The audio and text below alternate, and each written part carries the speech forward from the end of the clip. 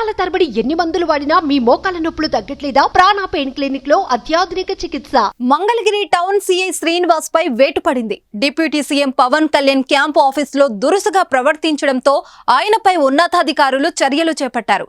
పవన్ కళ్యాణ్ కార్యాలయం లోపల ఉన్న సమయంలో అనుమతి లేకుండా వెళ్లేందుకు సీఐ ప్రయత్నించారు.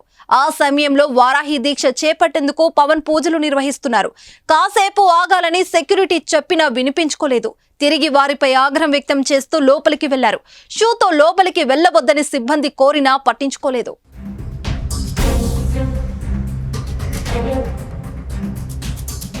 సీఐ దురుసు ప్రవర్తనను ఉప ముఖ్యమంత్రి కార్యాలయ సిబ్బంది పోలీసు ఉన్నతాధికారులకు తెలియజేశారు. దీంతో బుధవారం సీఐ శ్రీనివాస్ పై అధికారులు బదిలీ వేటు వేశారు. సీఐ శ్రీనివాసరావు స్థానంలో త్రిపురాంతకం సీఐ వినోద్ కుమార్ ను నియమిస్తూ గుంటూరు రేంజ్ ఐజీ సర్వశ్రేష్ఠ త్రిపాఠి ఆదేశాలు జారీ చేశారు. గతంలో కూడా శ్రీనివాసరావు పై విమర్శలు ఉన్నాయి. జనసేన కార్యాలయంలో పనిచేసే సిబ్బంది నివసించే అపార్ట్మెంట్ లోకి వెళ్లి తనిఖీలు చేయడంపై కూడా విమర్శలు వచ్చాయి. బుధవారం నుంచి పవన్ వారాహి దీక్ష చేపట్టారు. 11 రోజుల పాటు పవన్ కళ్యాణ్ ఈ దీక్షలో కొనసాగనున్నారు. దీక్షలో భాగంగా పవన్ కళ్యాణ్ కేవలం ద్రవాహారం మాత్రమే తీసుకుంటారు. ఈ 11 రోజులు కేవలం పాలు, పండ్లు, మంచినీరు, ద్రవాహారం తీసుకుంటూ ఆయన దీక్షను కొనసాగిస్తారు.